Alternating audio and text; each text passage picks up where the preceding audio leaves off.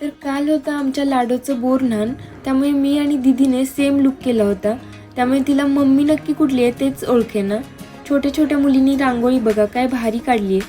खूप मेहनत घेऊन पण तिचा क्राऊन काही बसेना म्हणून सोडून दिला. एवढं सगळं छान छान बघून ती किती खुश झाली बघा. तिला ओवाळून घेतलं आणि सुक्या मेव्याने बायकांनी तिला स्नान घातलं आणि ते गोळा करायला छोटी छोटी मुलं जमा झाली. नंतर बायकांचा हळदी कुंकूचा कार्यक्रम सुरू झाला. दीदीने त्यांना हळदी कुंकू लावून वाण आणि गजरे दिले. बबडी मस्त चॉकलेट खाण्यात बिझी होती. नंतर मुलींनी छान छान डान्स केले.